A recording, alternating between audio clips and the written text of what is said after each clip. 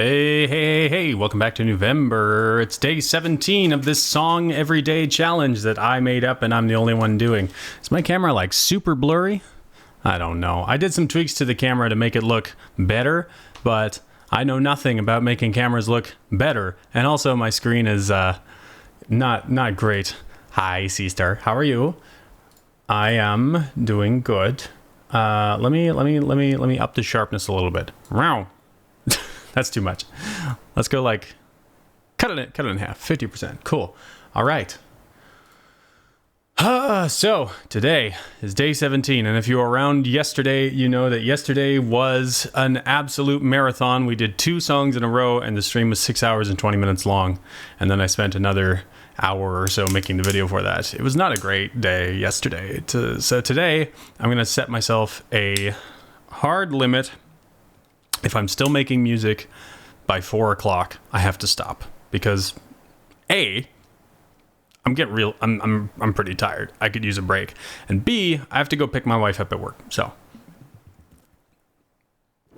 that's a thing. But hey, today we're going to do some stuff. The prompt today is resilience. And I've been thinking a lot about that. I've been thinking a lot about what it means to be resilient. And I think the obvious way to go with that would be to make something that is very, maybe not aggressive, but certainly confrontational and, like resilience, like stone, hard, like heavy stuff, right? So that's not what I'm going to do. I'm going to do the opposite of that, which is more of a, what's the word I'm looking for? I don't know. A quiet resilience, because there's more than one type, there's more than one kind of resilience. There is that nega Scott. Why? Because my hair is all combed back, or what's going on? But yeah, I think I'm gonna go for the other definition of resilience, not the fortify the castle and destroy all invaders type of resilience, but the quiet, flexible, and maybe not necessarily visible resilience that I think a lot of people have. So it's all slicked with a nice point, villainous, not an insult, I assure you. Dude, the mustache doesn't help. Like, I look like I'm about to go capture a damsel and ride away. Have you seen the freaking what's it called with no, the something boys, and it was that old cartoon, and they got they got Mel, the voice for Bugs Bunny, to do the voice of the evil guy, and he just goes totally ham with it and just screams like the entire time. It's really good. Shoot, what is it called? The something boys, and then I feel like his name is, it's not Dick Dastardly, but the Dover Boys. Yes. Oh my gosh, the Dover Boys is so funny. And then Dan backslide, that's it. And then Dan has that one line where he goes outside to the car and he's like, "Oh, runabout, I'll steal it. No one will ever know." And he's screaming it at the top of his lungs, and it's like, well, people are going to know now, Dan backslide. Unhand her, Dan backslide. Unhand her, Dan backslide. Unhand her, Dan backslide. If you haven't watched the Dover Boys, go watch the Dover Boys. It's fantastic. Anyway, so I have an idea for today. It is going to be an instrumental, and I'm only going to use 2 instruments. I'm going to use a piano, and I'm going to use a violin. And my idea with this is a little music theory trick that I have been trying out recently, which if you have any knowledge of music theory whatsoever, you already know how to do this. But I never took music theory. My piano teacher attempted to teach me music theory, and I was not paying any attention because I was a stupid kid.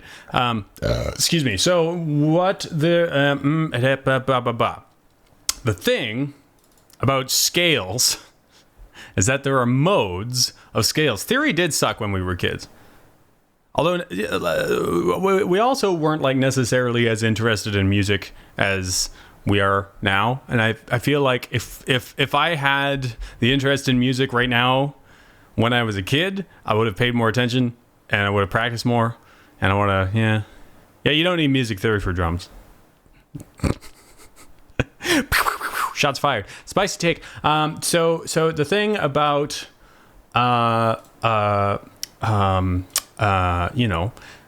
scales. The thing about scales is that they're different with the same notes. Scales. Let's talk about theory, and I'm gonna try and make this in because this is how I understand it. I heard that Trevor comment. You're not. Yeah. Ray, do you know music theory?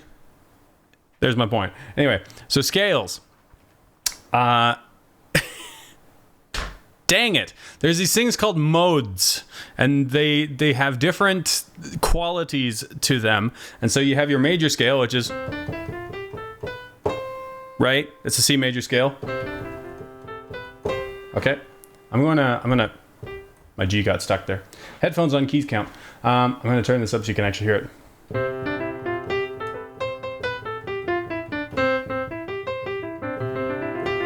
Yes, please don't call me daddy. Should write a song about that. Please don't call me daddy, 'cause I'm not yours or anyone's right now. Maybe not for a while. Okay. Put the limiter on here. Tomorrow's prompt, don't call me daddy. Okay, so cool. So you get your major scale, and then you get your minor scale. Nope. That's wrong. I've forgotten how to do C minor. I feel really stupid now.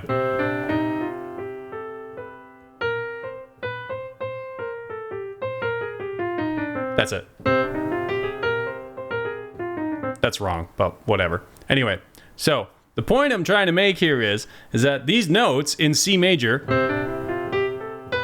are also the exact same notes as A minor. Right? Hold on. Let me check my. I think that's wrong, but let me check my thing. I have a scales and modes.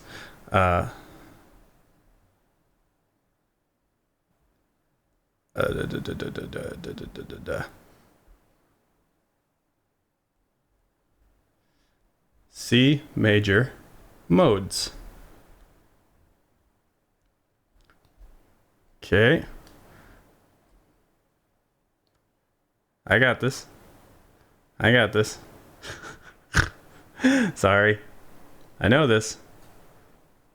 It's in here. Here we go. Okay. So I have this handy dandy image that I'm going to refer to. Dang it. Just show me this. Thanks. So it doesn't sound like it, but here's the thing. It is. I'm going to play only white keys because the C major scale is only the white keys.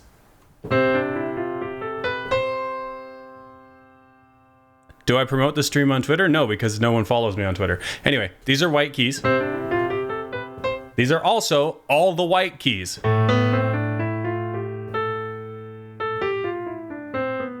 And I was right. C major are all the same notes as A minor. Do it right now? Goodness gracious. Y'all are so pushy sometimes. I swear. I know people on there, and some of them will come. Okay. I'll get the link to the stream, and I'll go to Twitter. I'll go to Twitter and I'll tweet. Okay. Streaming day 17 of Newvember. Come watch me poorly explain modes. There.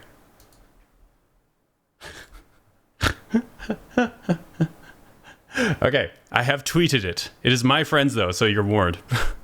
Oh, I know.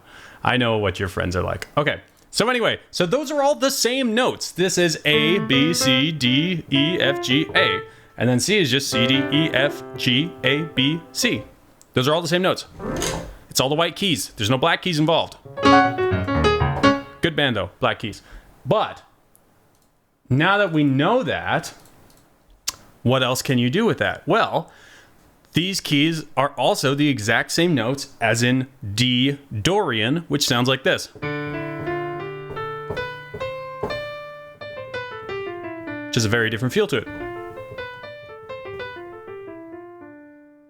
And the same as E Phrygian, which is the scale that Metallica likes to use.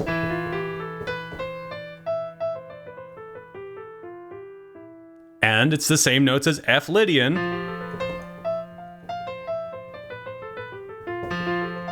And G Mixolydian.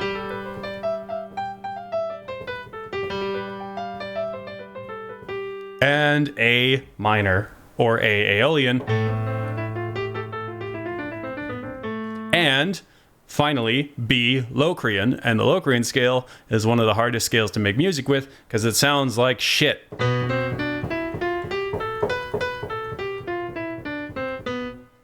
But those are the modes of the C major scale.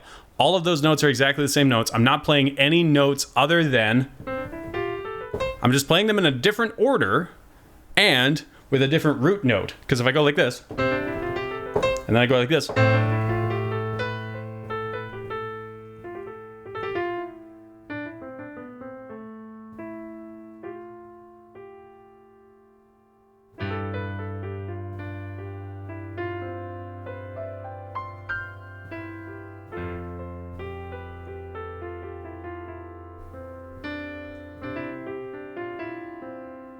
anyway, those are all just the white keys.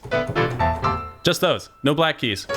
And that's why it's a trick, because it makes it easy for stupid chumps like me to make music that sounds harmonically interesting, because these scales all have different like feelings associated with them.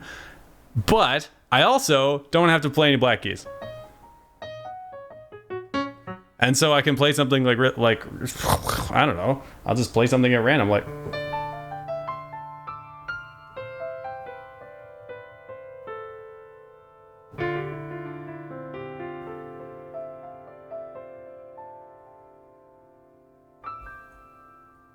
And it's like, oh, that's really interesting. That's a Dorian scale, and it's like, yeah, it is. But I'm just playing white keys. I'm just playing them at random. It doesn't matter what I'm playing. It's going to sound okay because I'm just playing the white keys. I can't play a wrong note. I literally cannot physically play a wrong note.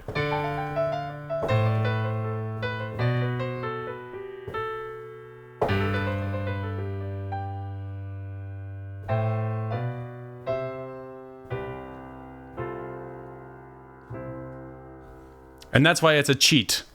And I'm a hack fraud. Please stop calling me daddy. I will time you out. Anyway, so today, my idea is I am going to do half of the song as a solo piano piece in exclusively minor modes. So Phrygian, Aeolian, and I think Dorian's actually a minor mode. It's kind of in between. And I'm not gonna, so that means if I'm playing just the white keys, I will be able to modulate between D and A and E. And that's all the minor modes of C. I'm not gonna touch B Locrian because B Locrian sounds bad. Those are the good sounding minor modes of C major. And that'll be cool. And then what I'm gonna do is I'm gonna bring in a violin, because I have a violin sample on here, or a violin sampler I'm gonna use. And that is going to take the entire piece, and then I'm gonna start playing it in the major modes of the key of C major, which would be C major, obviously, and D, F Lydian, and G Mixolydian. So that'll give me these notes to play with. And that'll be nice. That'll be a nice way to finish it. And the idea of it will be that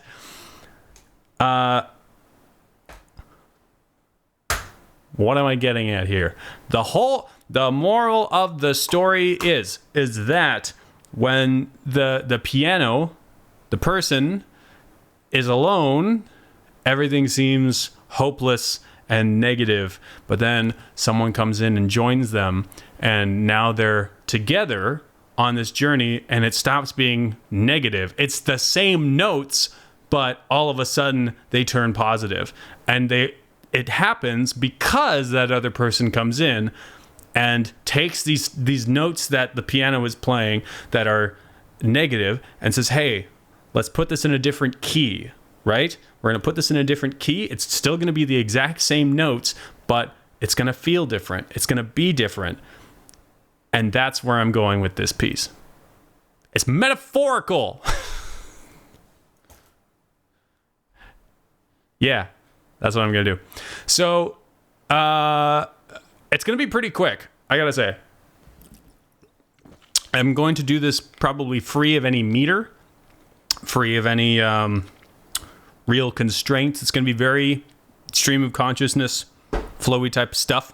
So, I've got my kombucha so I can get a little tipsy. I'm kidding. There's nothing in here that's alcoholic. But yeah, this will be interesting. It'll be an interesting experiment. And it's fun. It's fun to play with like these sorts of modulations. It's cool. Anyway, so we're going to get right into it. As you can see, I have my piano. There it is. And I've got a limiter on the master track so that I don't blow anyone's ears out as usual. And we're going to pick a sound on here that sounds okay to play around with.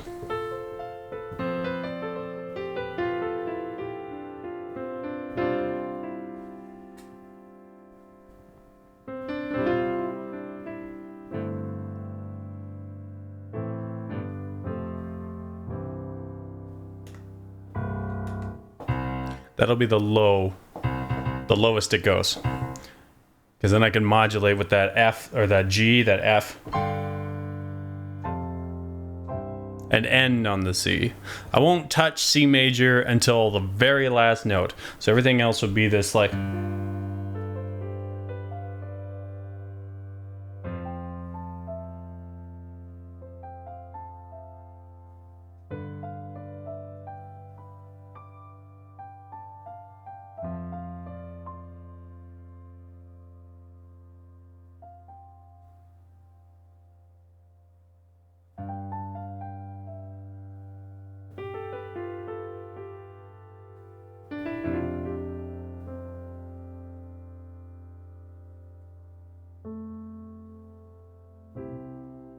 something like that. I don't know. I was just noodling. Okay. That's what we're doing today. Noodling. Today is noodle day. Okay. That is a nice sound though, and I'm going to keep it. I'm going to do this.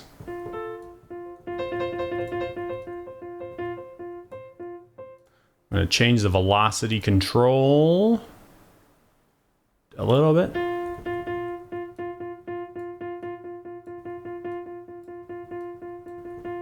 So the things are a little softer.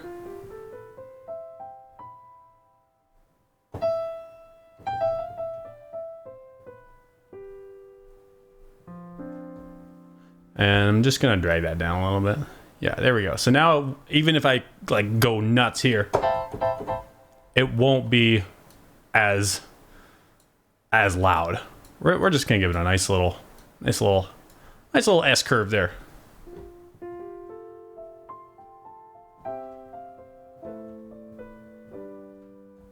And then if I really bang on the keys,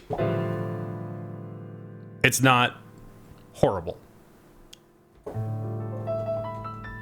Velocity control is your friend. Okay, let's get right into it. Why not? Get a little treble.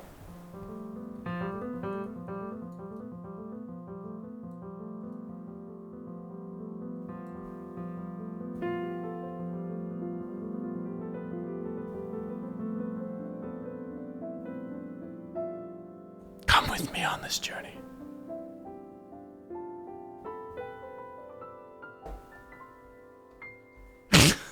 Okay, enough messing around. Let's get into music.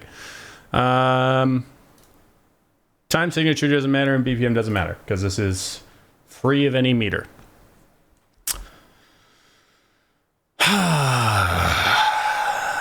I think we'll start in D, move between D and A, and then D to A to E, and then A to E, and then finally settle pretty hard on E. And that's like a gentle transition from like, okay, things are kind of negative sounding, and now they're definitely negative, and then like all the way into like the most negative. Right? And then I got to figure out how to go from E into one of the major keys. So I'm going to consult the circle of fifths, which I also don't really know how to use, so don't ask me. So we're going from E Phrygian, which is an E minor. And it says here that a relative key of E minor is G major. So we can probably go from E to G, which is the Mixolydian scale, and then G to F, back and forth, maybe throw in a little touch of C in there, and then finally we end on C. And there. That's the outline of this piece. This is my sheet music. I'm gonna put it up over here like I'm really playing a piano. And we're just gonna go ahead and noodle around a little bit. See what we can come up with. Okay.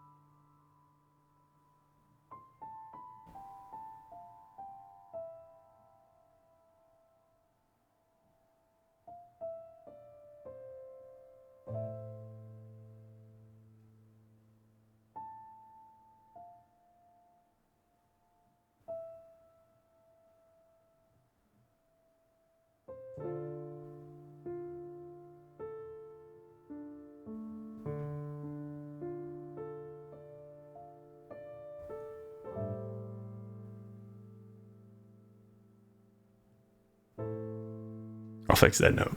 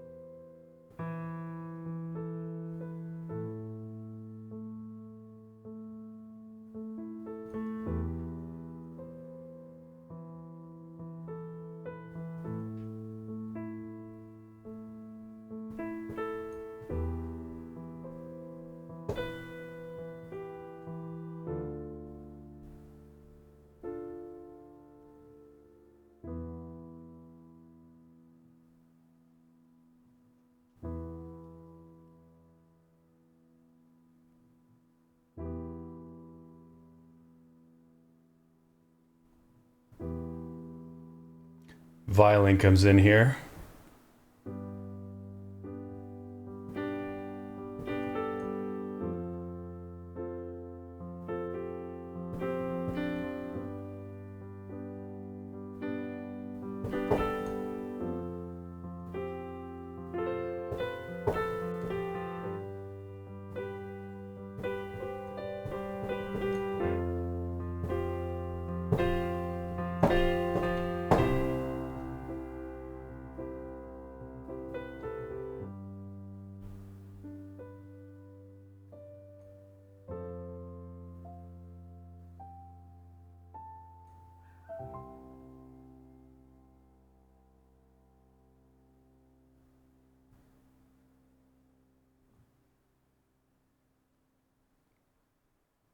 There you go.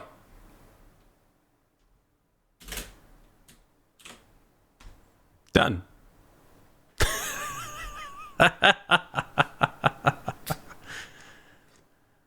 You just play white notes. I don't know what to tell you. Just play white notes. Ain't hard. Okay. There were a couple of bum notes, though, and that was my own fault because I'm bad at piano. Let's find where they are. I think it's around here.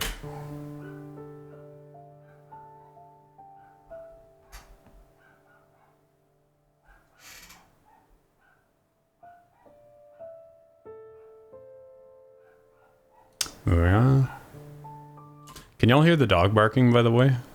They let him outside, and he just... Google tells me that dogs never get tired of barking. That's a thing. No. That's the dog outside. Yeah, dogs don't get tired of barking. Just a little facto-jacto.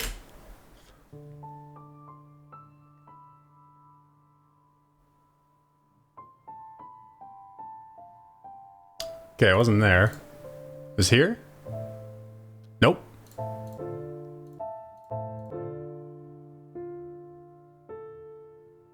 I think it was around... Oh, here it comes.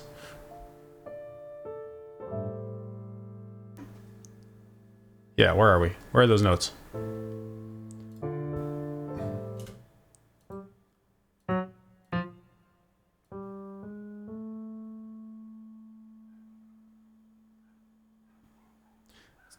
Okay. Go to that one too.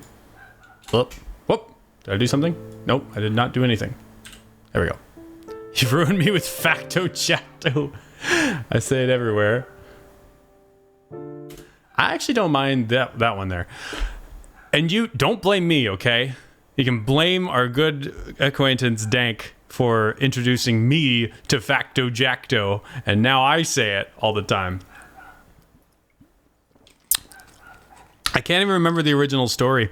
I forgot what the original story was, and then I made up a story that seemed like it would fit, and it was not the original story at all, but that's a story that I've told so many people about. So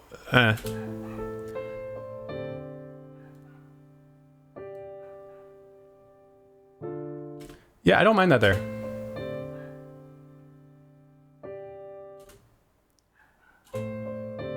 Gonna take that out though. He was in a truck. He was in a truck with another guy, and the other guy told him something that I can't recall.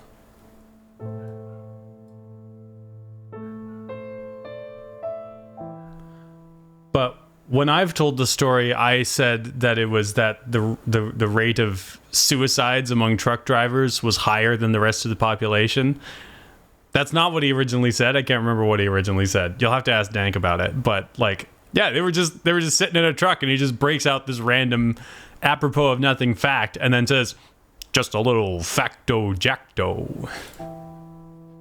And I say it forever now. It's forever a part of my vernacular.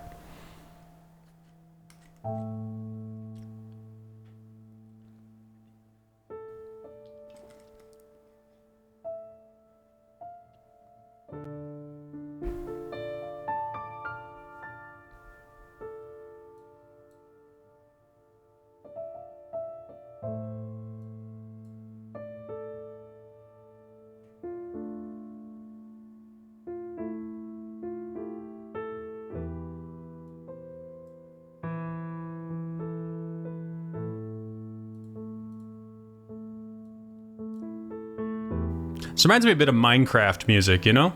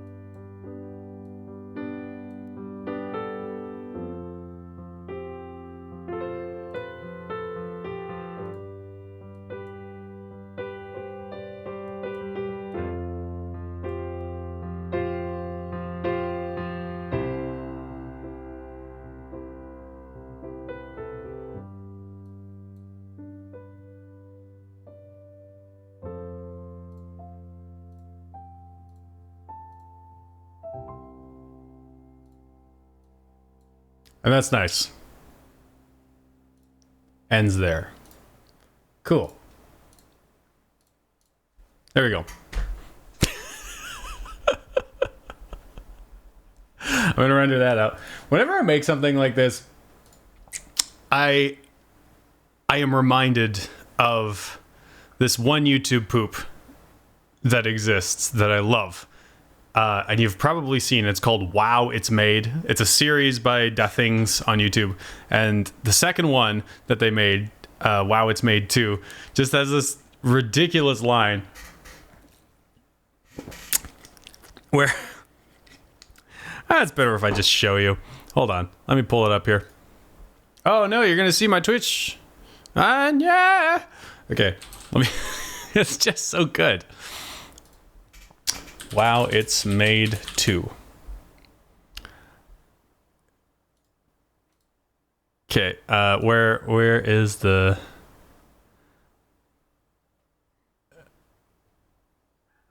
Okay, it's around here. Okay, so this... I know it's just stream elements, but I know the new overlay is nice. It is nice, isn't it? And it was free. All I had to do was like rotate this picture around because it originally had me on the right side, but then I would like be looking at the thing and I'd be just like staring off into space. But like this is where my monitor is, so I have to look at this anyway. So this, anytime I make something that just like happens, like I just make a song and it just like comes out of me like that, I think about this part of this YouTube poop. The swan's face to finish off the job. It's the little D. This part right here. That guy on the chair, that's me. Once he stops being a lazy little pinhead, he makes this miniature grandfather clock. No effort. Clock. That's me.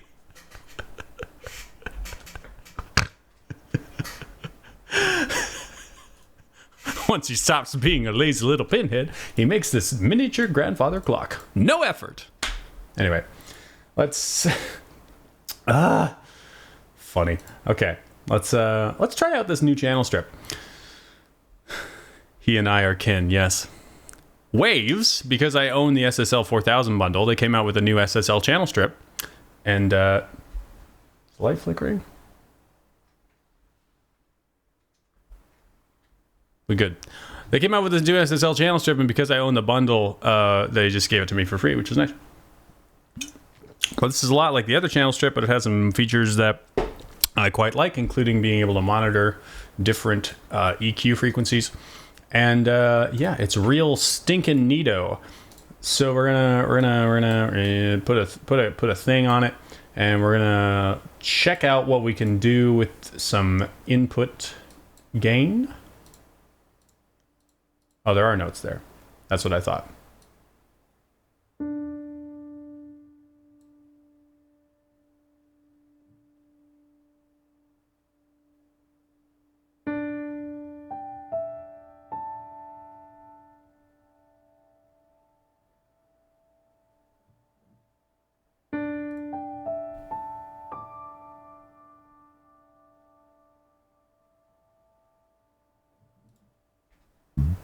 Excuse me.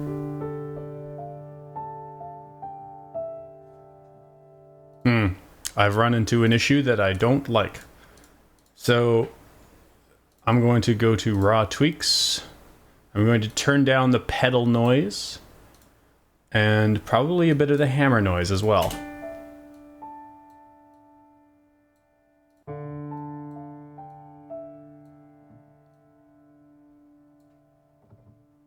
Because like you can hear the hammers and I don't like that. I want like the tiniest amount of pedal noise. I don't know what this detail slider does. Oh, it's key release intensity. So, okay. But like, listen what happens when I turn the pedal noise all the way up. Every time I hit the pedal, it does that. I don't know if you heard it or not. Doesn't matter. Anyway, I'll keep that pretty low. I'll keep the detail like 50%. Lower than that. There we go. And then I can tweak everything else with like effects. I don't need the inbuilt effects, but I really don't like having a lot of pedal noise in my piano tracks. I actually, here's a fun story.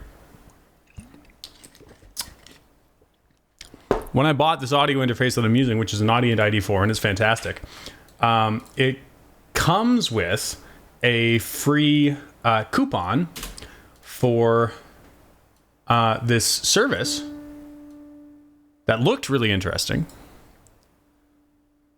What does this do? Oh, yeah, no, thanks. I'm gonna compress a little bit. Just a little bit.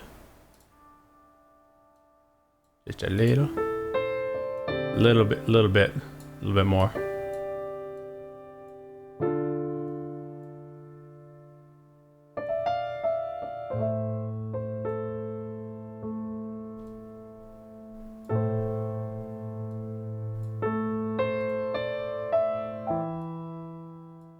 I don't want it to be that loud.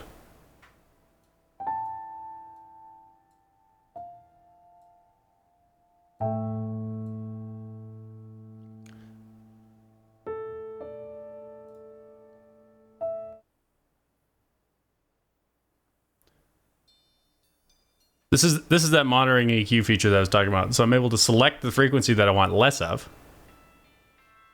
which appears to be 2K and 5K. We're just gonna go. We're gonna find the 2K or 4K. Yep. And that way we have a lot of this, which is nice. A little less lows.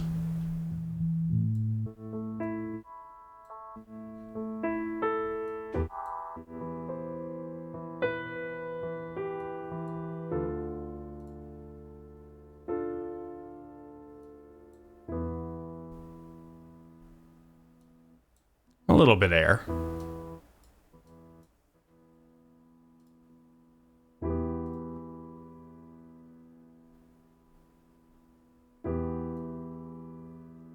I don't know what that does. I don't know what that does either.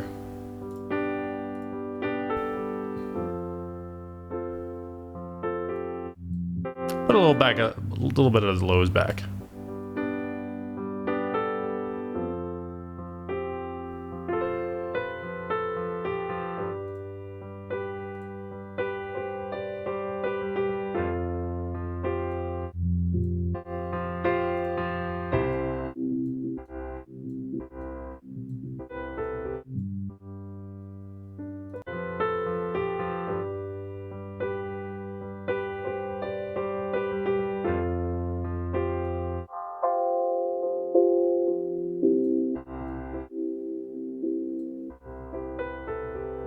I realize it sounds weird to a lot of you. I was just doing some EQ monitoring. Okay, what was I saying? Right. So my Audient ID4 came with a coupon for this online service that I'm not going to name because I don't want them to come after me like, yeah. But the service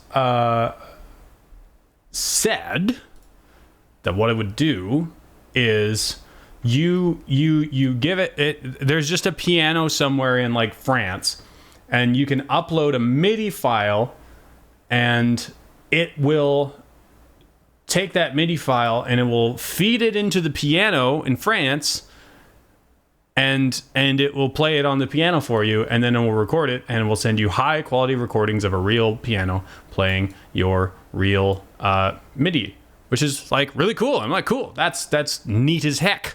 And it came with a coupon, so I'm like, okay, I'll give it a try. And I uploaded, I think, like a 2-minute long MIDI file. It was going to cost me, if I was going to pay for it, it would cost me something like $15 to $20. But they're like, here's the thing. We'll give it to you in different formats. We'll have like 48,000 hertz. We'll have 96K. We'll have all this other stuff. And we'll have multiple mics around, and we'll send you each of the things from the multiple mics. All of that jazz. I'm like, oh, that's pretty cool. And they also have like an ambient mic in the room, and it's cool. It's a really cool idea, right? So I used the coupon to pay for the thing, and then they sent me my files like 20 minutes later, and in every single microphone, there is the loudest pedal noise, like unbelievably loud.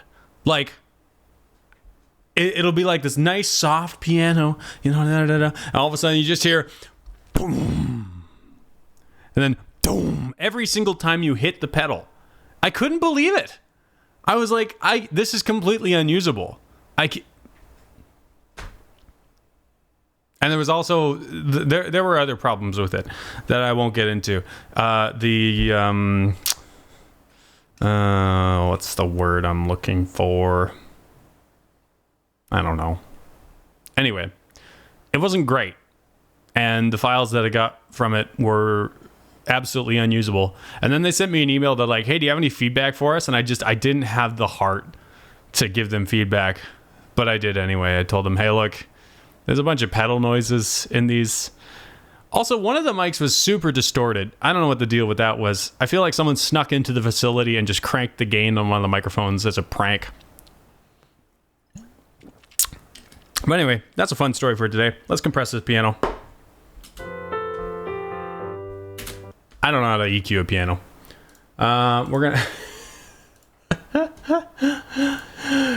We're gonna just we're gonna give them the highs back. We're gonna boost a little of the lows, little low out. Okay, go back here.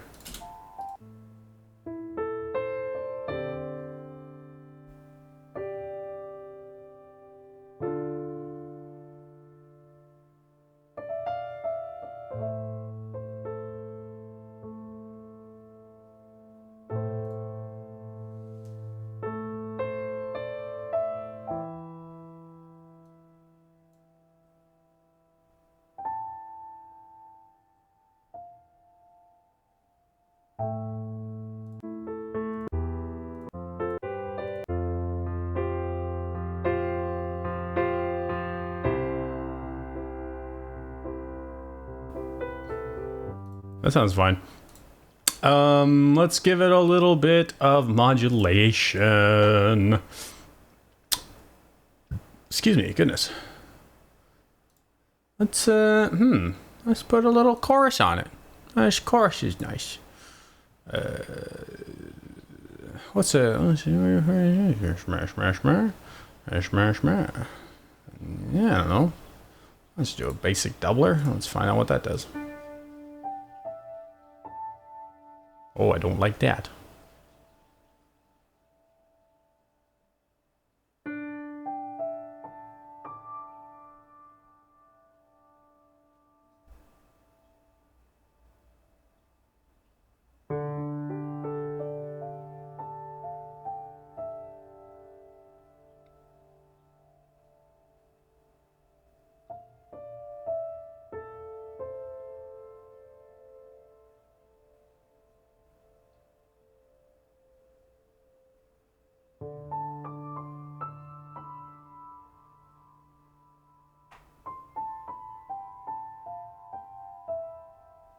Where are we at? Where are we at?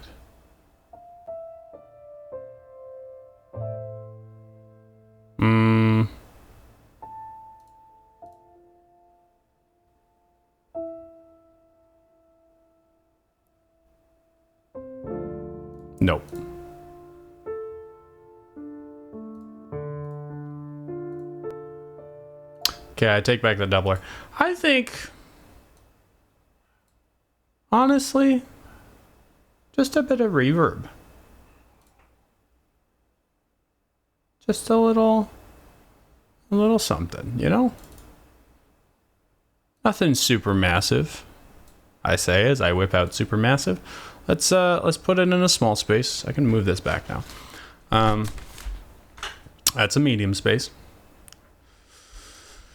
I don't know. Small and wide. What does that sound like? Is there even a reverb on it? Yeah, there is. A little more delay. Not that much.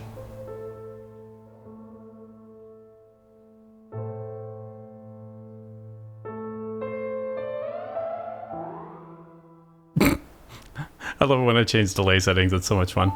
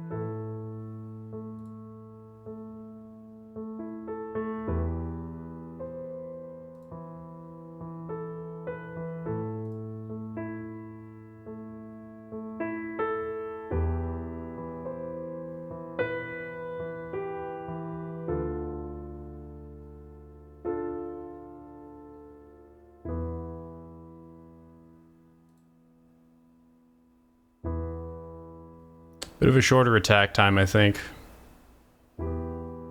Smooth things out a little bit. I think I can take...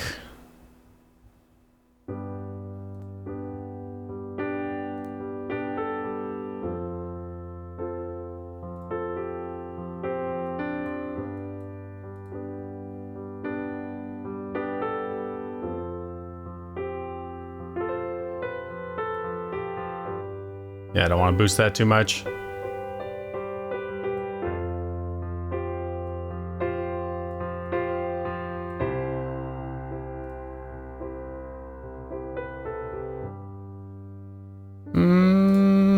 Let's see.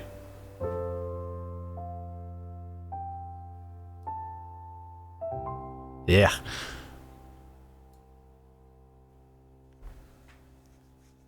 The thing about these BBE units is that I cannot imagine turning them past like 2.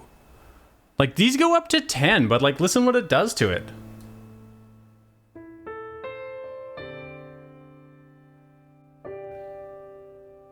Like, why does it go that high? Why would anyone use that? I don't know. I'm sure someone has some kind of use for it, but I don't know what it is. Okay, we're gonna render that out. That sounds fine. Just with that reverb, honestly, I don't think it needs a lot. I don't think you need to process a raw piano all too much. Like, there's a reason why people listen to it. I could be wrong. I could just be lazy and not want to Google, how do I EQ a grand piano? That's not it. That's definitely it. That's what it is. I'm not apologizing. I just want you to know. I'm not going to lie to you. I want to be open and honest about everything, and I am just too lazy to look up how to EQ a grand piano. Okay, that's not rendering. Let's go back. We're going to hide y'all. Actually, we're going to keep this open. Because having this down here, the MIDI track down there helps me to remember when certain things happen. Excuse me. When does it modulate?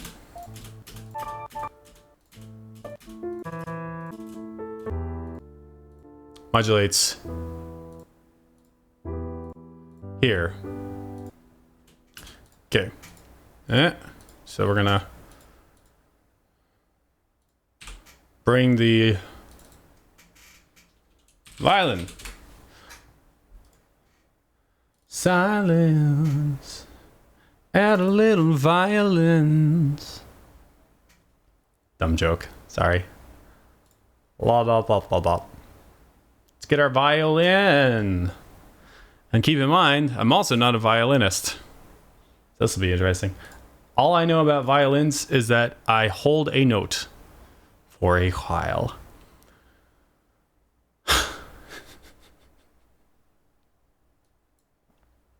You may notice that I only have 5 contact libraries. It's because I don't have a lot of space on my computer, so I only install the ones that I'm planning on using immediately. And then I uninstall everything else. All right. Here's a violin. It's beautiful.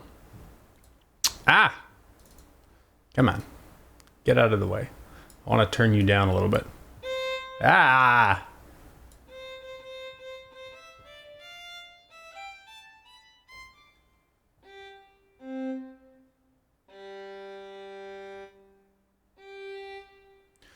Okay, I want a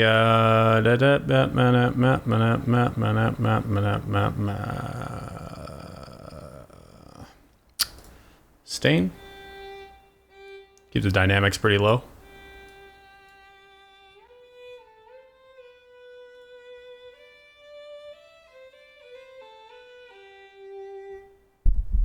And then this is cool. This is a really cool contact library because you change the style of playing with these keys down here.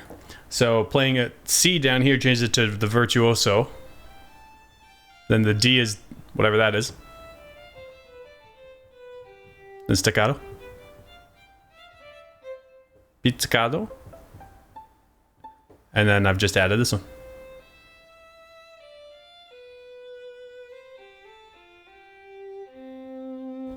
So I'm going to do basically the same thing I did with the piano, which is to say I'm going to play all the white notes and just go by ear. What else is in here, though? I don't know what these are.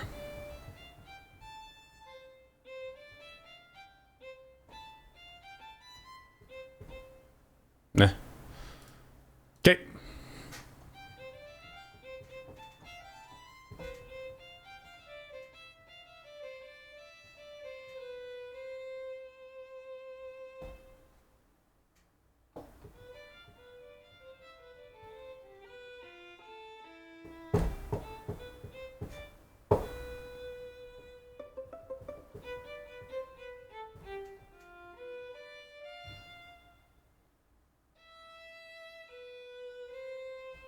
Yeah. All right.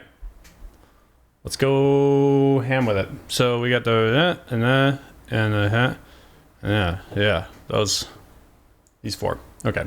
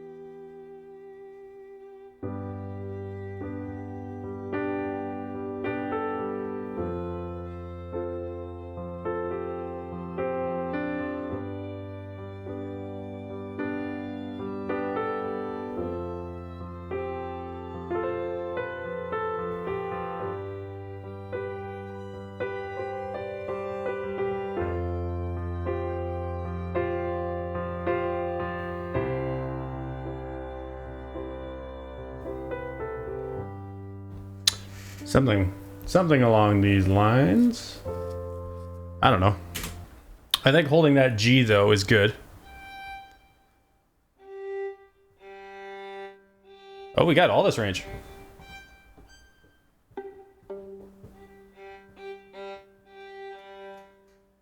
Yeah, I think holding that G is good because that's the minor third. And then it recontextualizes it once it gets into the rest of it. Look at me being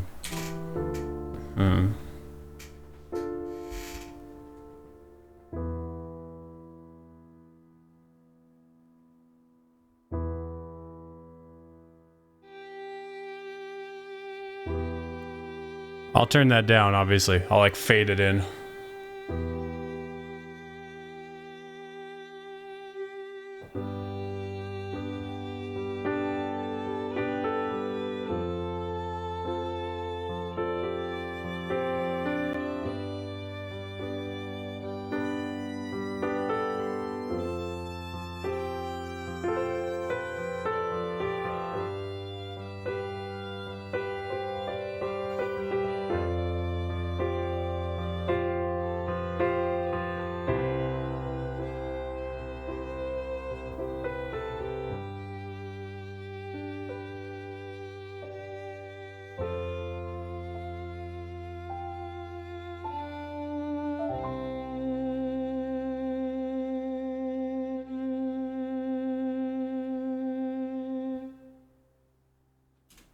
Sure, I don't know.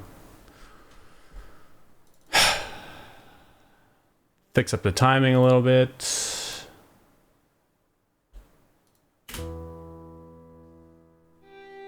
Obviously fade that in. I'm also gonna lower the velocity on like basically everything. Might keep this pretty low key, you know? Actually, I can just go in here and turn the dynamics down. Yeah, vibrato up, dynamics down.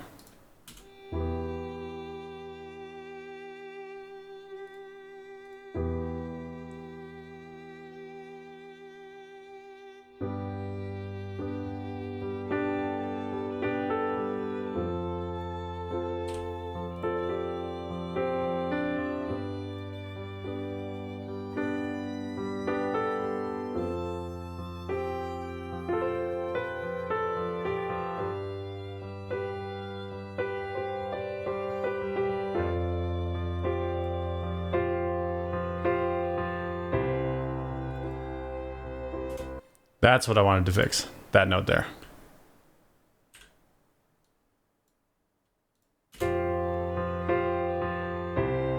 What was I even doing?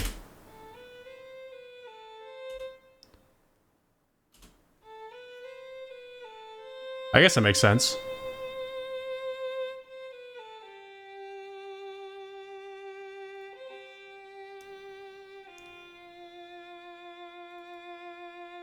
And turn that like that.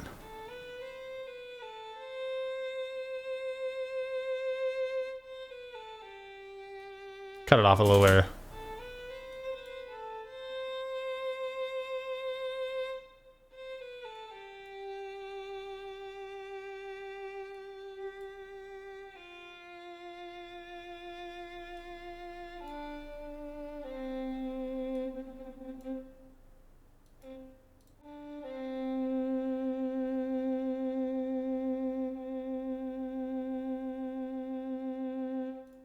Okay.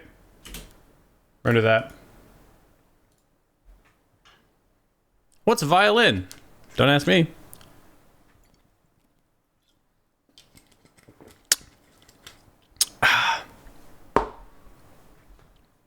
Maybe I'll add a second violin. Because now it's not just like one person coming to help, it's two people coming to help. It's a polyamorous relationship. No, I'll just have the one violin. Because I have to flex my heteronormativity on the entire universe. I'm kidding. No politics or anything like that in this stream. Okay, let's get into it. We're gonna fade that out like that. We're gonna put this in space.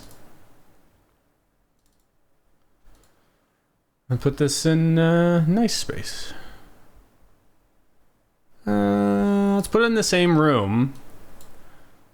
The same amount of everything. So, no, that's not where it is. Excuse me. Same amount of everything. 87.5. 65.3. Everything else is exactly the same. But this is going to have more of the actual thing in it. And that should work.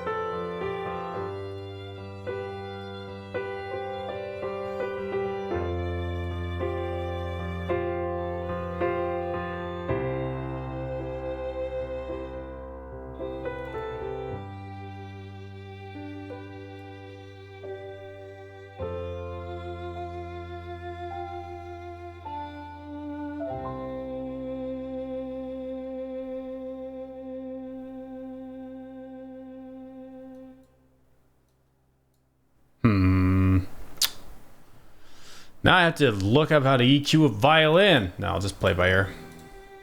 Haha, play it by ear. Want less of that.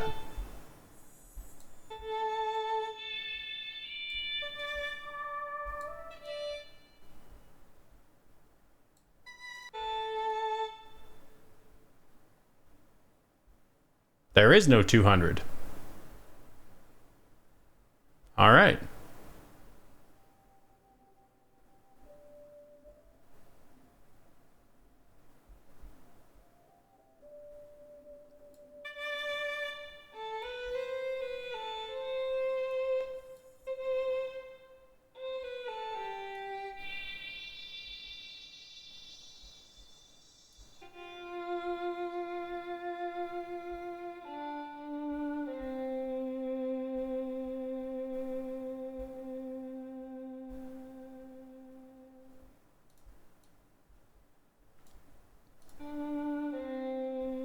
Oh yeah, no worries, bruv. You do all the meetings you need to do.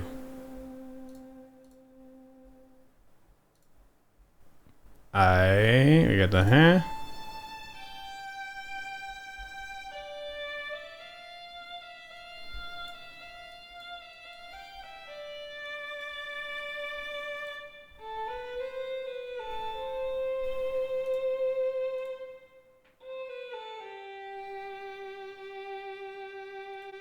I don't think I need to do much to these, to be completely honest. Like, they sound fine on their own.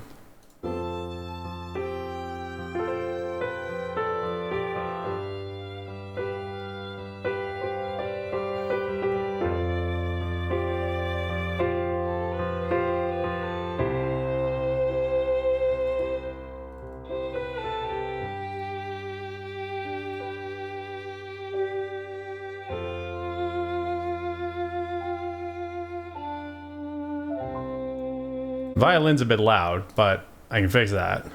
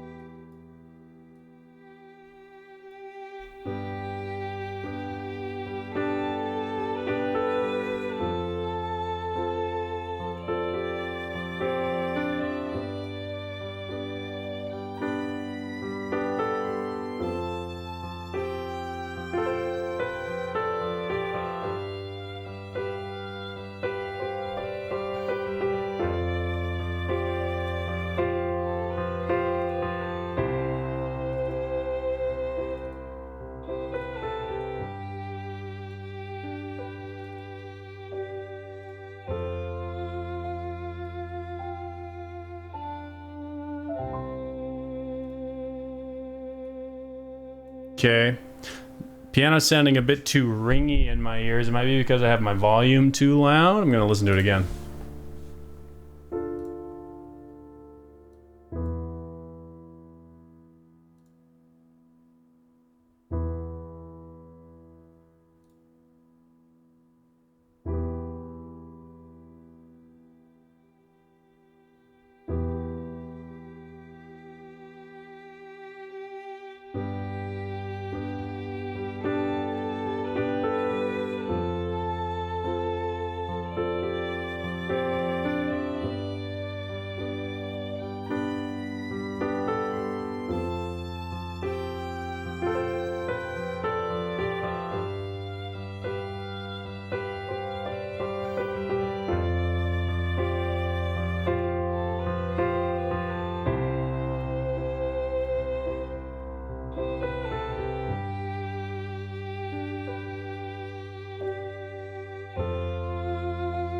I realize that's super quiet, sorry.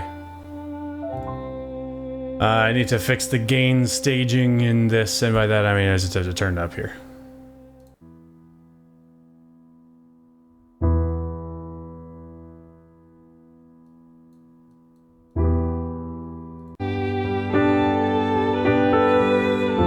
Gotta head down a bunch of stuff into Friday morning. Oh, nice. Well, I'm glad. I'm glad this was soothing. Have fun doing all your stuff. I'll talk to you later.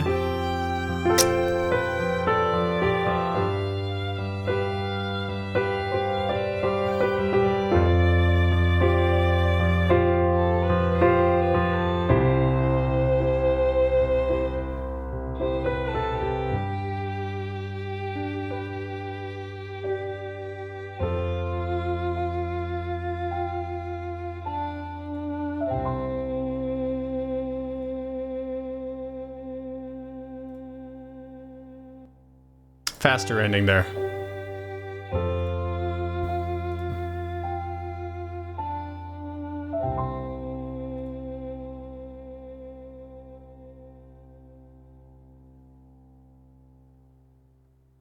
Nice.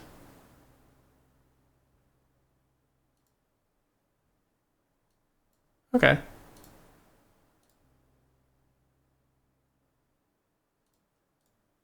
Honestly, I'm fine with that. I'm gonna listen to it through all the way through, and I'm gonna check the monitoring. Make sure I'm not doing it. Nothing's going too loud. Nothing's peaking anywhere in a weird place. And yeah, we'll reset this. And I think we're done, honestly. Today did not need to be complicated.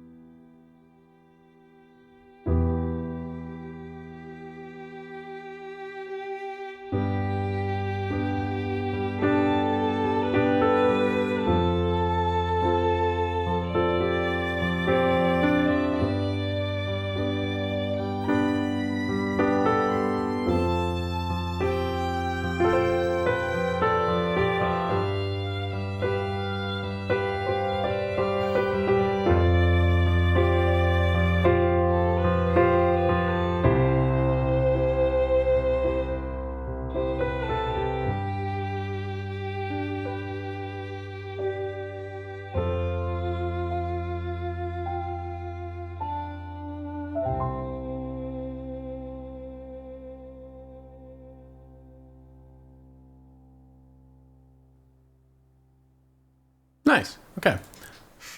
one thing jumped out at me, and it's that this is kind of wonky a little bit.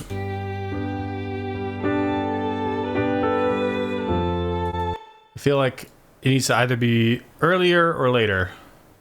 It's probably earlier.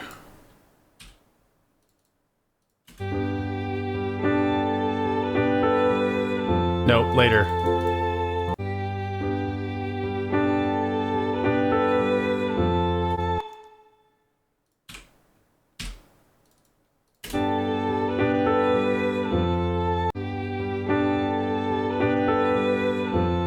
Come on. Oh, I see why. Okay. Yeah.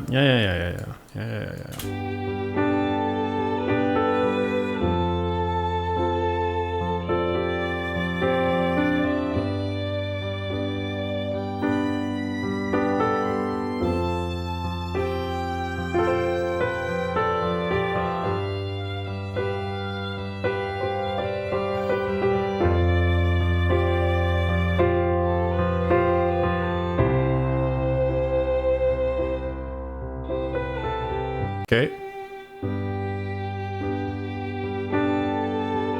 Yeah, I think that works better. Coming in, then...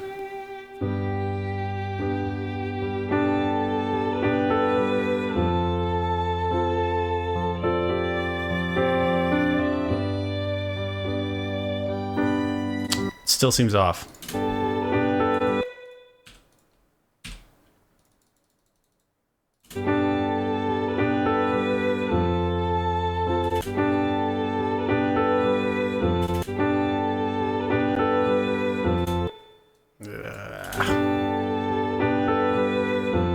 Did that work?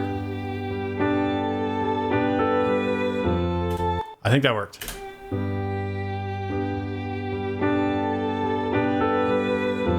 Yeah, that works.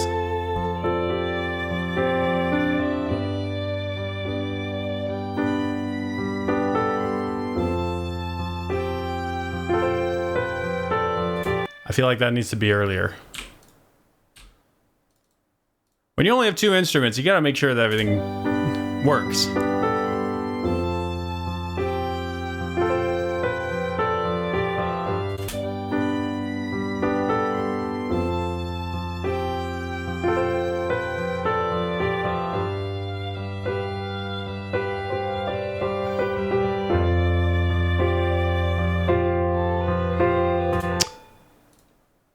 That has to happen later.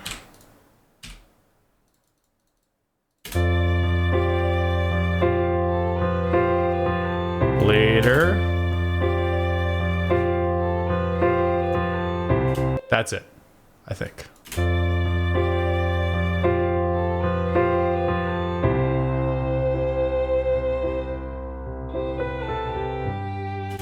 One more time.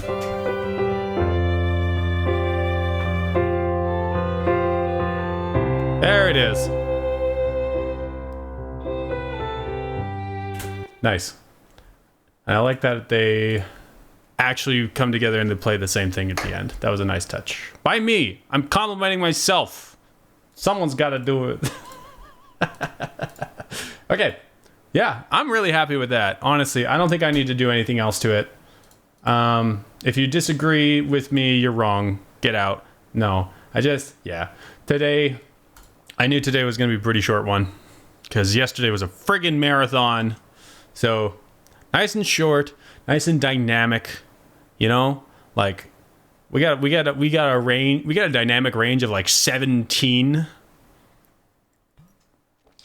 I made a joke on Facebook the other day, or if I said if the range is greater than 1, the song ain't fun, because I'm a heavy metal player, and that dynamic range in heavy metal is not high. What do we peak at though? Are we peaking at like -4? So we can crunch down on it a little bit. Oh, there's the -1 on the right channel. Okay, so we can probably introduce a pretty decent limiting threshold on the master track. We're not going to use that master because that was 2 songs in it. I remember someone put, what was it? The Behemoth album, Evangelion. There's a guy who was reviewing it, and he was like, it's it's a pretty decent album, and the music is good, but the dynamic range on this album is 3, which means there's a difference of 3 decibels or LUFS between the quietest parts and the loudest parts. That's the range. And I was like, yeah, it's Behemoth. That's what you want. I just thought it was funny. That's why I'm kind of like, I've been thinking about, I kind of want to buy a Behemoth album on vinyl, but then I'm like, is it just going to be the same dynamic range as the CD is going to be? Because that's going to skip. Master. Okay. Let's clamp down on this a little bit. Take out that. We don't need that. Take out the noise and the crackle. Get out of there. And we're going to go ahead and see what happens here. Clamp down like... We're going to go down to like 2.5. And we're going to see what that does to this. It won't like ruin it. Let's go to a nice loud part.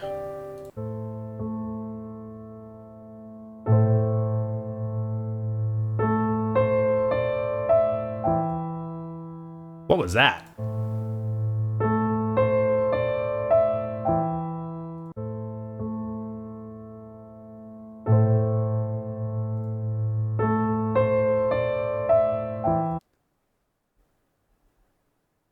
I'm hearing something I don't like in my ear.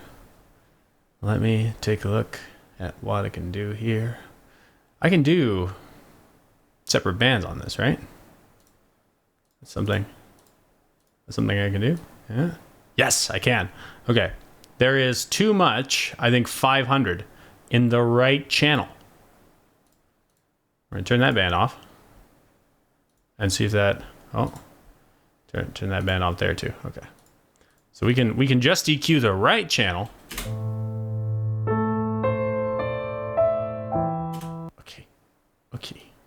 Okay. Whoop. No, I don't want to link this. I do not want the link. Okay, I don't think it's 500. I think it's...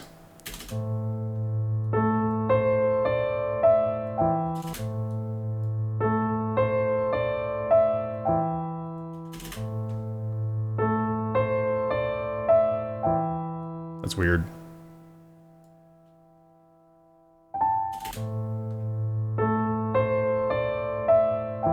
Okay, that cuts down on it a little bit, so I'm just gonna keep that low shelf there.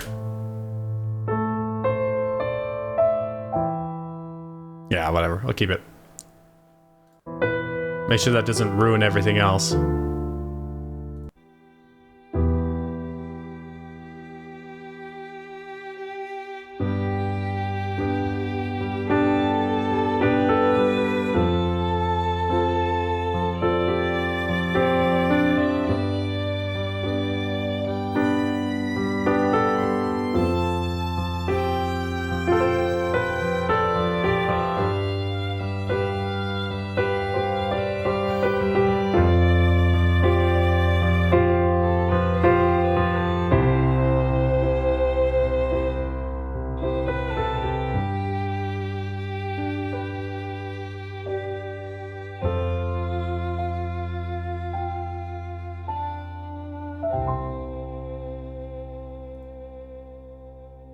Okay. What did we... Long-term 16, peak at minus 10-ish. Alright, that's good. That looks good. A little bit of EQing on both sides. Bada bing, bada boom, and we're done. 1 hour, 26 minutes, and 17 seconds from nothing to this thing. There we go. Take a look at these peaks.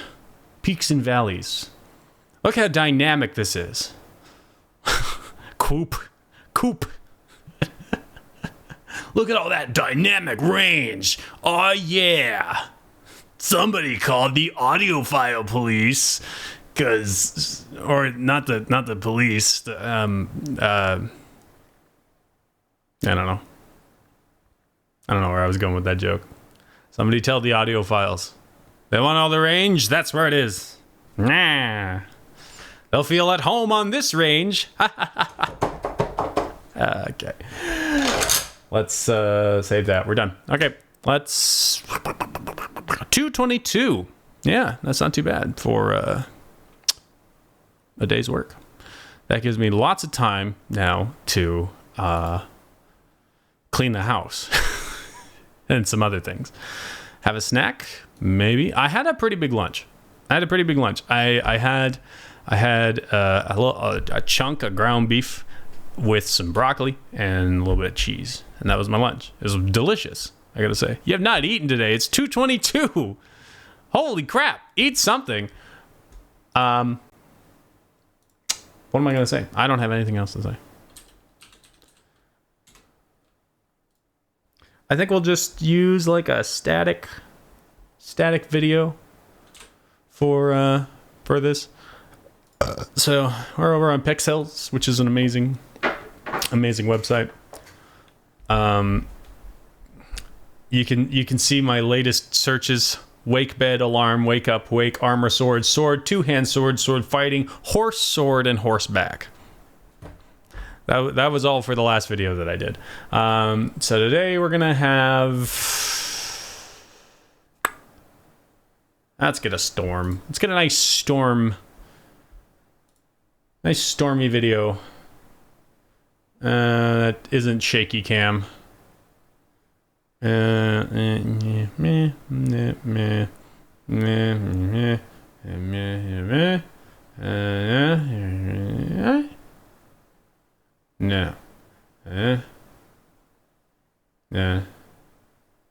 Yeah. I want something that's like just a static video. You know? Just like looking outside. Yeah, let's get this video of the Starbucks. Yeah. What's we got? And I'm well aware that this type of video is such a cliche.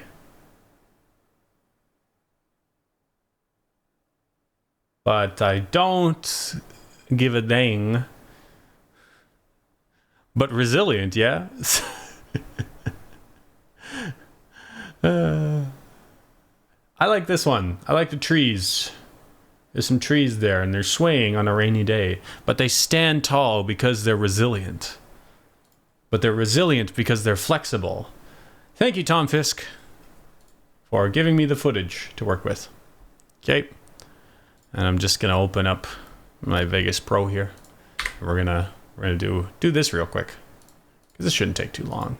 I'll probably finish this in like a minute or two. I don't think there's anything on my desktop that like would be embarrassing. Hold on. Like the most embarrassing thing on my desktop is the shortcut for The Sims 4. And that's not that embarrassing. My wife likes to play it. I've never played The Sims once in my life. Also, shout out to Wallpaper Engine. Best $5 I've ever spent. Like, yeah. Wallpapers. There's a clock. There's another clock. I'm sorry. Nerd stuff. All right. Let's make this video, shall we? I'm sure I've stolen that from somewhere, or it's just a common theme. That whatever. I don't know. I was just improvising. Okay, let's. Oh, I might have to hide this. There might be embarrassing things in my downloads folder, or secret things in my downloads folder. I don't want y'all to see it. Oh no, how embarrassing. It's literally just all the stuff that I downloaded for the last video. That's good. Okay. Make a little video proxy. This might muck up my camera. No? It's good? We good? No? We're all good. Still at 60 frips. Excellent. That's what we like. We're gonna get the song, which is in here. Oh no, you're gonna see all of my secret projects. Nothing. I have no secret projects because I don't shut up about the things that I'm working on. Let's get the master. Bada boom. I'm gonna save that in the renders as NVVD 17. Day 17. I surprise myself sometimes. I've made 17 songs. Why? Why'd I do this? It's because it's fun. That's why I do it. Okay. Building the proxy because my computer is slow. Building the proxy because my computer is slow. It can't handle 4K because my computer is slow. If you give it 4K, it'll say no way. There, that's tomorrow's song. Okay. We got our... Yep. And let's find a good spot to cut. Because, yeah. Oh, yeah, tomorrow's is Don't Call Me Daddy. Sorry. I forgot. I'm sorry. Yeah. Yep. No. Don't call me daddy anymore.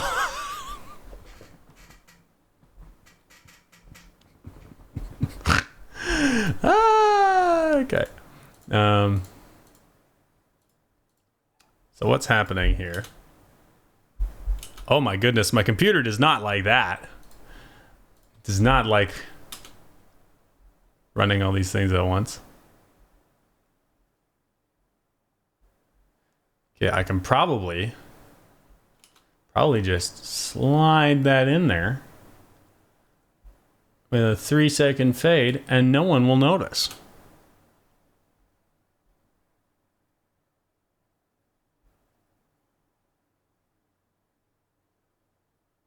Oh, it's so noticeable.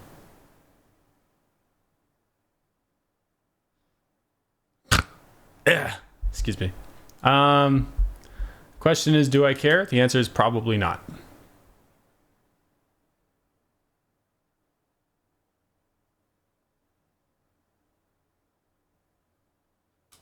Goodness gracious. Goodness gracious. Maybe if I loop it a little further on, like there.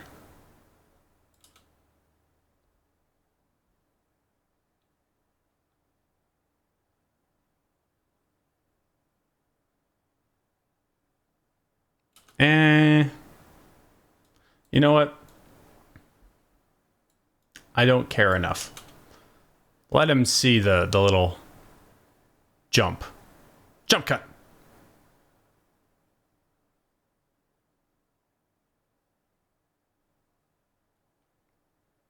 Oh, it's real noticeable. Just like it. This is 1 second. No, we'll give it a long fade. 9.58. I don't know.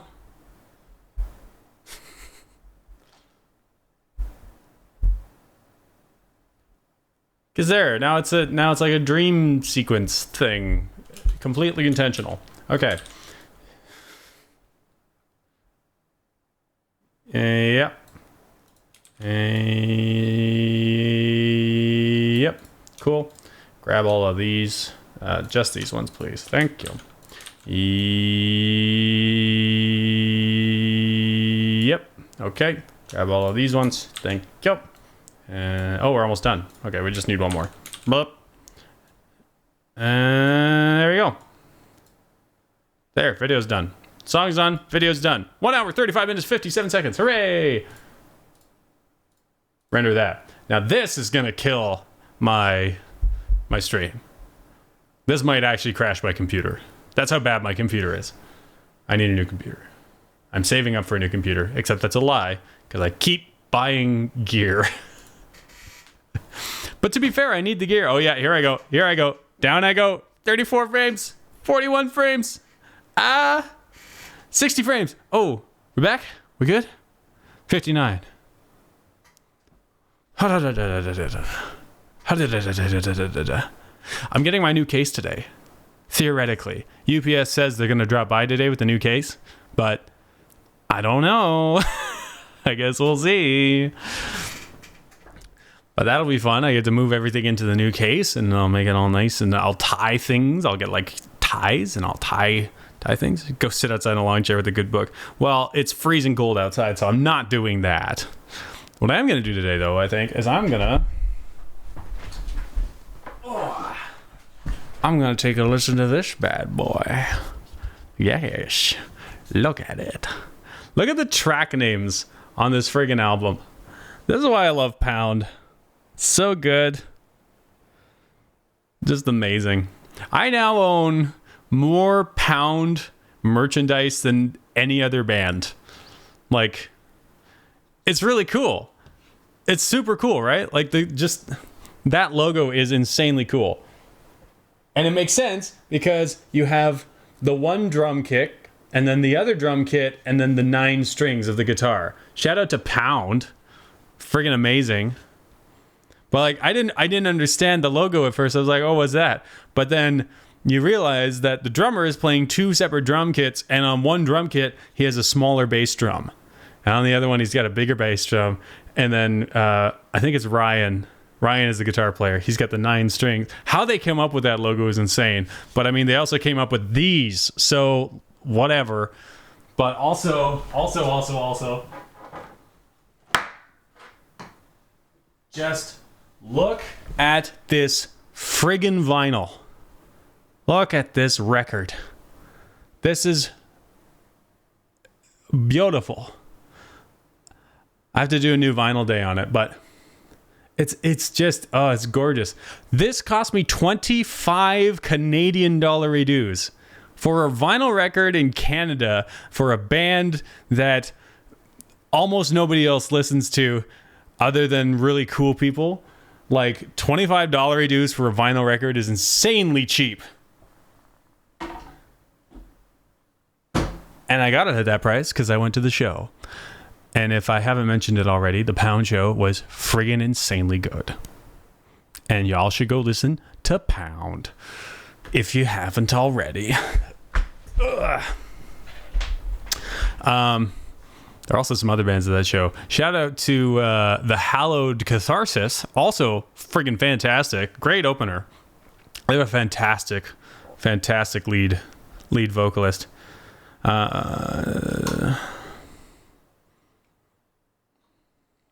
Checking the message. Checking the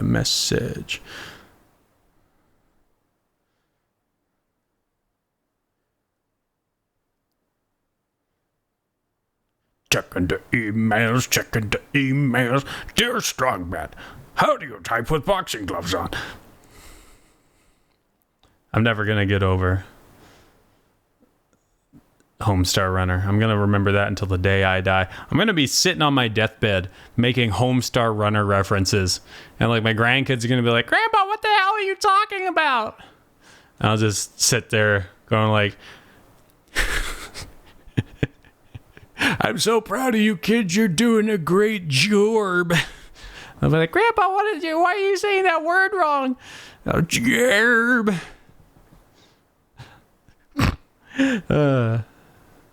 This is taking a long time to render. Probably because I'm also doing this on this screen over here. I could stop the stream, but I don't have anything else to do. So, actually, I do have something to do.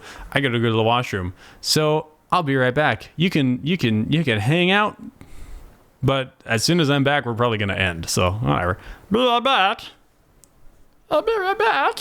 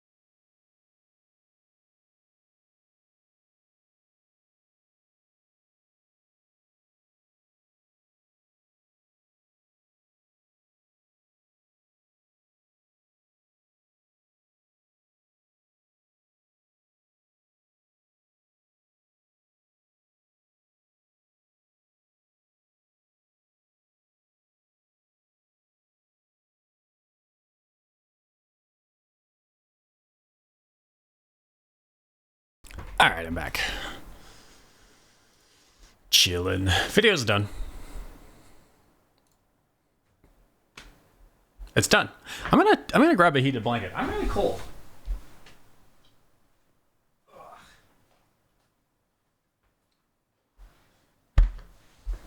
Got this for my wife as a birthday present. It's one of the heated blankets from Costco. It's fantastic. Oh, yeah. Here we go. Get all cozy. Especially my feet. My feet are freezing. Ugh.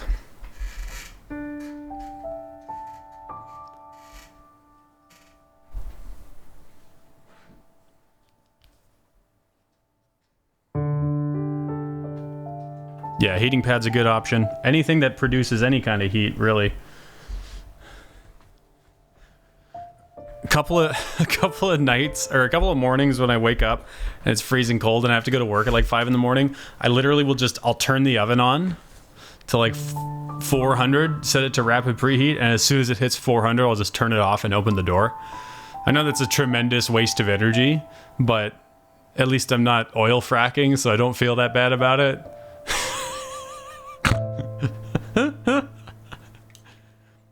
Well, you can excuse a lot by saying, at least I'm not oil fracking. Probably more efficient than baseboard heating, potentially. I don't know, honestly. We do have like HVAC, I think. Yeah, we got like air ducts, and you know, there's a furnace. Hydro bill is astronomical when I use my baseboard heaters. Our hydro bill is astronomical because our furnace has not been inspected in a decade. So when it runs for an hour and a half straight and then turns off for half an hour and then runs for another hour and a half straight. And they don't seem to have a problem with it upstairs. The landlords, they don't seem to care that the electricity bill is so friggin' expensive, but whatever. There's also probably not enough sealant around the windows and doors down here, so it's a little drafty. But that's basement suite living for you, right?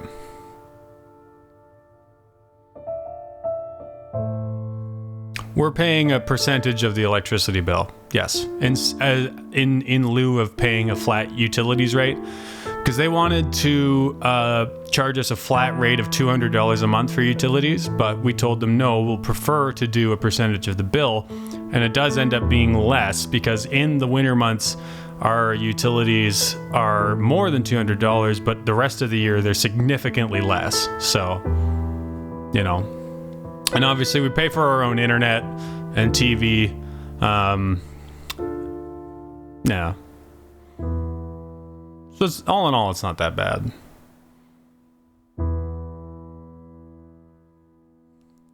We would be looking for a new place, though, like, at some point, because depending on where the wife finds a job, we'll be wanting to live somewhere a bit closer to where things actually are, but...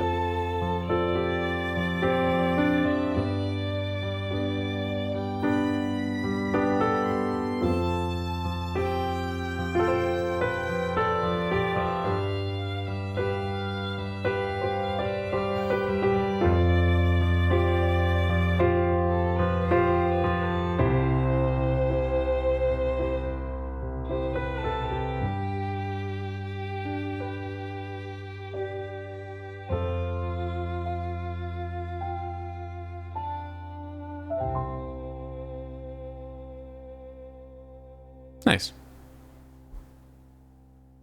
Yeah, that sounds really nice. I'm happy with that. I'm happy with the video too. It doesn't have to be anything complicated. So that's done. Yeah, I don't know.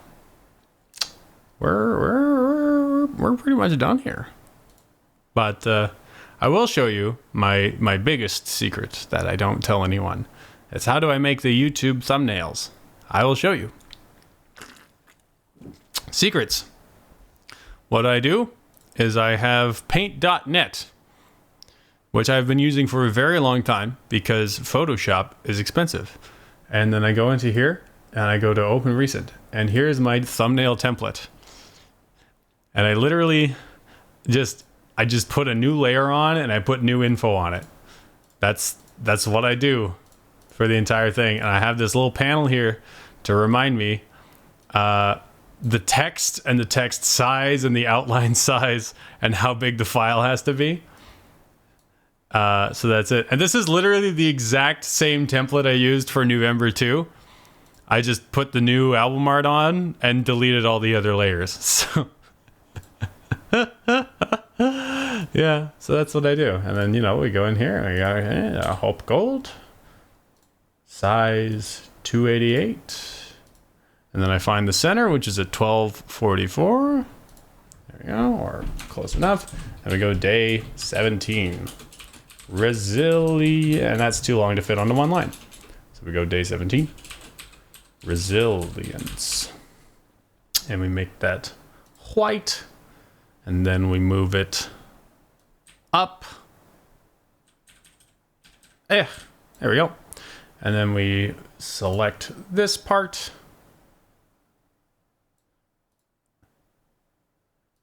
Oh, I see what I've done. Okay.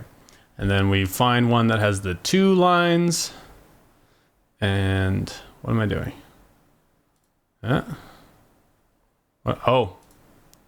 Have I made a horrible mistake? Indeed I have. Whoops. I forgot to add a layer. That's what I forgot to do. Okay. On the new layer. I put the text on a layer that already had text on it. Ugh. There we go. I'm not a graphic designer by any means, but I have picked up enough just by doing dumb stuff in my life that I can make silly YouTube thumbnails. So I'm gonna move that up so that's in line with that. Boom. There. And then we go into here and we outline object. 7 pixels. Black. Done. There's the thumbnail. And that's how it's done, ladies and gentlemen. And others. Day 17. All right. And then I just go and I upload that to YouTube and I put the thumbnail on it and bada bing, bada boom, copy the description, put in the relevant new links, and you're good. And that's how we do Newvember, ladies and gentlemen and others. We just, we make the song and then we grab some stock footage and slap it in there and there we go. Although that's not always true. Sometimes days like yesterday, I want to tell a little story with the stock image. Stock footage, and then that's fun to do, but it takes a lot of work, so I don't always do that. Story time with Broheem. I actually really liked yesterday's the theme of it, which was this whole thing about this guy. He dreams of being born in a different time where he's riding horses and he's got swords and stuff, and then he wakes up and just so overwhelmed with his own life and the fact that he has to wake up every single day and do the same thing every single day. Swords in both your hands. Yeah. But I really liked how that turned out. I thought it was really because the first part's pretty tongue-in-cheek. And it's like, yeah, you got a sword in both hands, get on your steed and ride. And then it's like, oh, nope, it's reality. And reality's terrifying.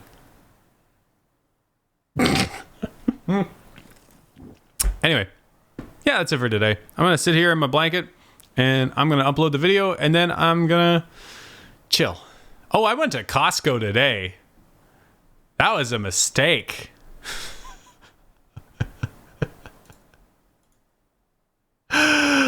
Oh, let me... Hold on, I want to be dramatic about this. Okay, let me tell you about Costco today. You're talking about going tomorrow? I would recommend not doing so. You need cheese. What kind of cheese do you need? Do you need like a block of cheese, or do you need cottage cheese, or do you need sliced cheese? Cheese curds. Oh. Can you get a small amount somewhere else? That's what I would recommend. Because I'll just I'll explain what Costco was like today. Getting there seemed like it was going to be fine because I got to Costco at 9:30. Excuse me. Everywhere is else. I got to Costco at 9:30 in the morning. And normally when I go to Costco at 9:30 in the morning, it's pretty dead. Like there's people there, there's, people who have the day who aren't working in the mornings, people who like drop their kids off at school and then they come to Costco and do their grocery shopping, old people who don't have anything better to do with their lives, normal Costco shoppers. And that's why I like going to Costco at 9:30 in the morning, because if I go at 12, I can't find a parking spot. And if I go later than 12, then it's like, okay, it messes up my flow of the evening because I like to make dinner and then just hang out with my wife. So I go to Costco at 9:30 in the morning, and I get there today, and parking seems to be okay. There's a lot of parking spots far away from the store, but I'm getting close to the store and people are doing the thing where they see someone is loading things into their car, so they pull up next to them and turn their blinker on and they wait for them to leave. Because that's just what you do in the Costco parking lots. It's like this, whatchamacallit?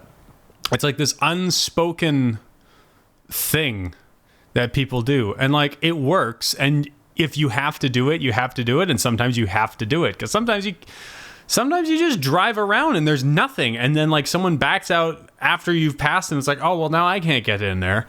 I know it's disruption of the traffic flow, but it's a parking lot.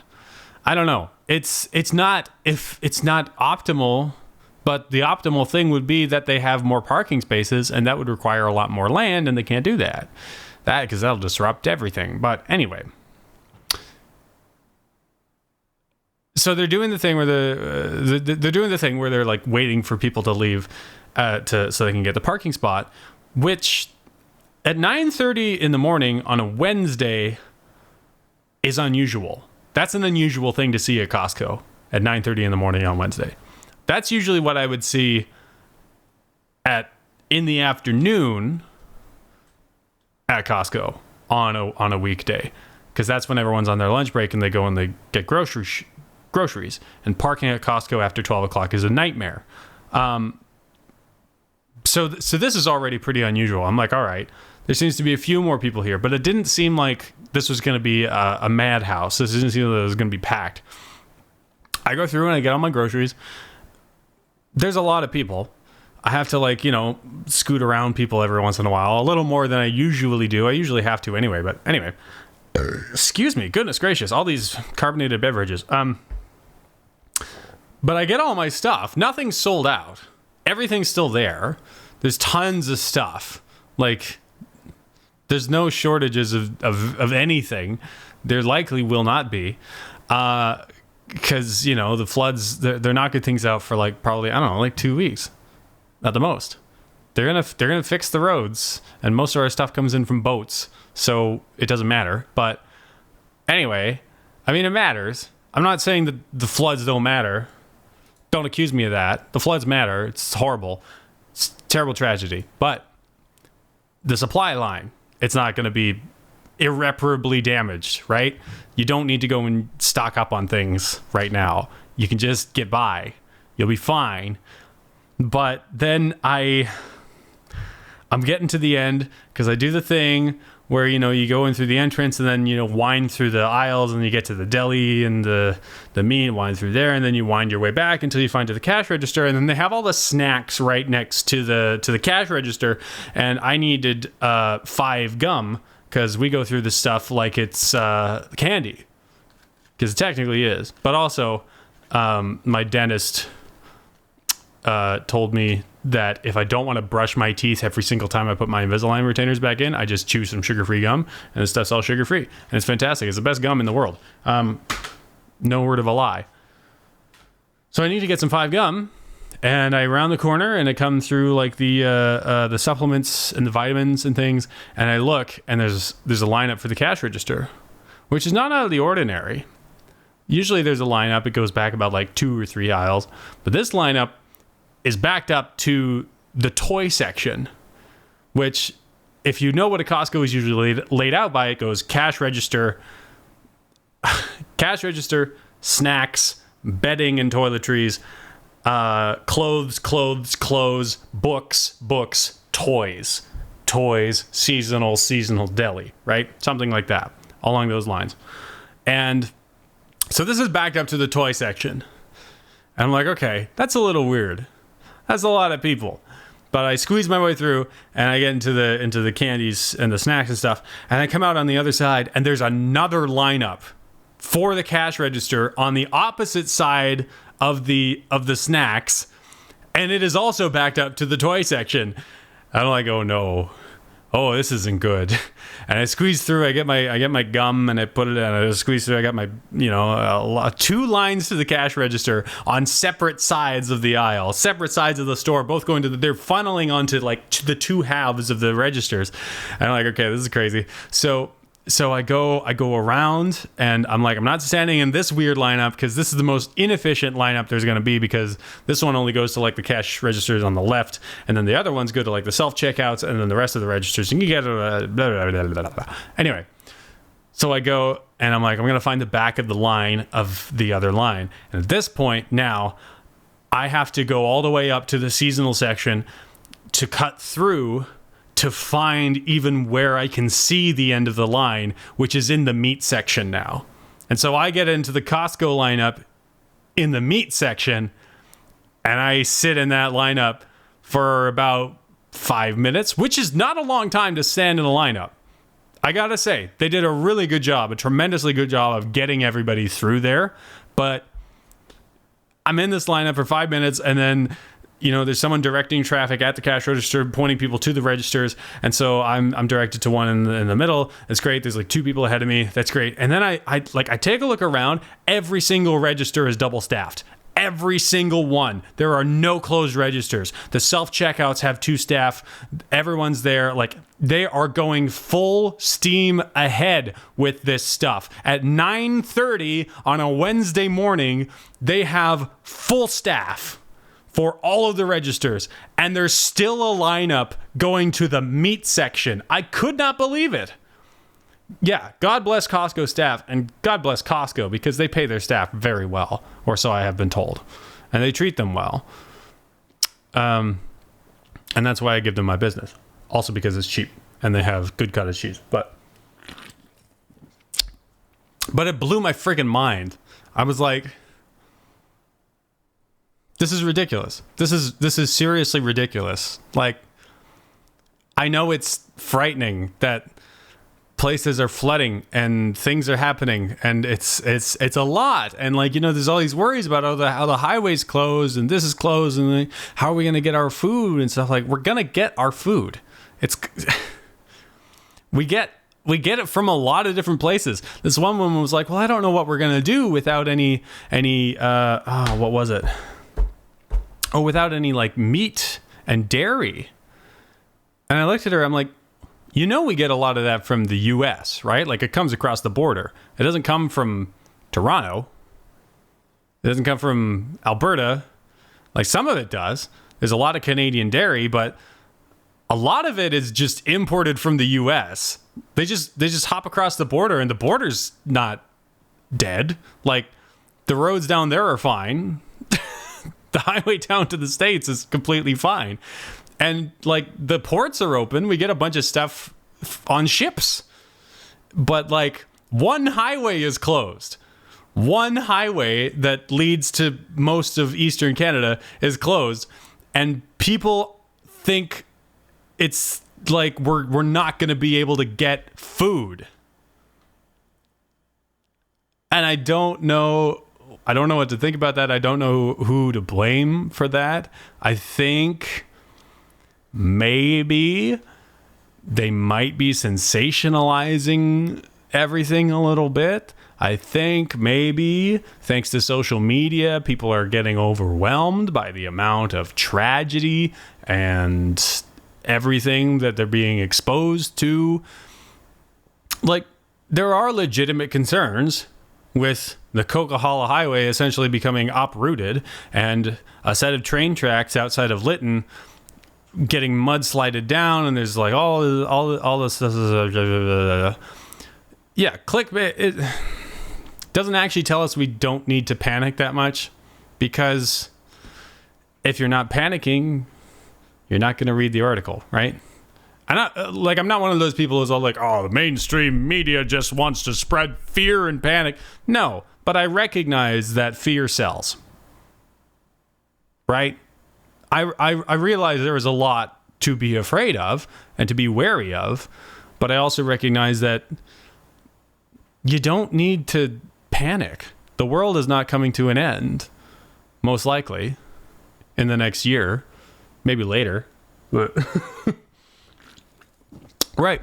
You don't need to go full-blown panic attack. You don't need to go and buy all of the chicken off the shelf. You don't need to go and buy all of the cheese off the shelf. You like, chill. Just take a deep breath. Are you alive? Good. Do you have access to food? Great. It's probably not going to change. You got access to toilet paper. We make most of our toilet paper in-house. You don't need to stock up on toilet paper. You'll be fine.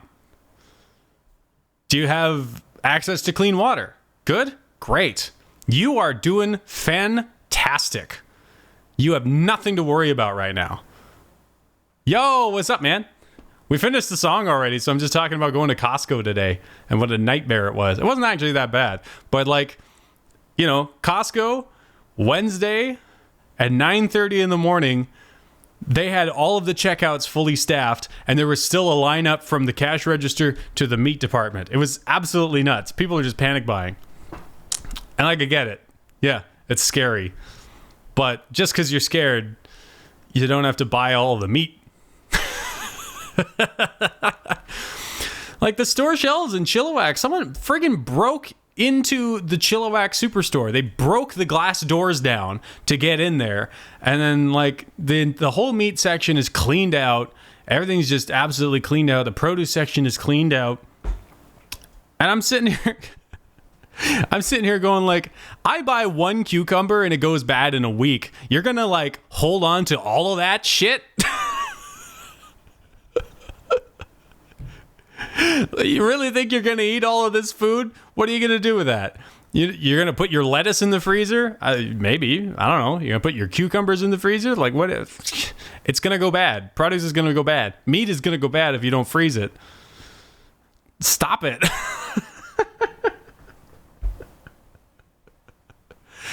I know. And I also recognize as well that I am talking from an extreme point of I don't want to say privilege, but that's what it is. I'm talking from an extreme point of privilege to be able to say, don't panic, just chill out, right? Like, I am in the position that I can say with full certainty, I probably don't have anything to worry about right now with regards to what I'm going to eat tomorrow and where I'm going to sleep tomorrow. So, you know, good for me. But, like, that's the same situation that most of the people in the Lower Mainland are in right now. There's a lot of people who don't have any of that, and they're the ones that need to be worried. Not us. We're fine. Like, chill out. Yeah, and just buy beans and peanut butter. That's all you need. They go in everything. Peanut butter lasts forever. Remember that post from a long time ago where it was like, where would you go to survive the apocalypse? And someone was like, you just go to any Costco warehouse. Because they literally have enough peanut butter in one warehouse to sustain your caloric needs for 50 years or something like that. Which is hilarious. And cheese curds, yeah. Can't forget the cheese curds.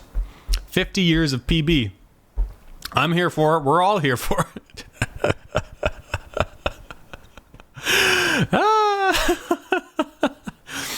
Anyway, all right. I'm gonna get this video uploaded to YouTube, and we're gonna call it a day today. I'm gonna go do some other things, and then I'm gonna go pick my wife up from work. So, thank y'all for being here. This is a good day. Nice and short, nice and easy. Tomorrow will hopefully be more of the same, because I'm going to go out for lunch with Ray, because it's his birthday tomorrow. So everyone say happy birthday to Ray tomorrow. What is tomorrow's thing? Oh,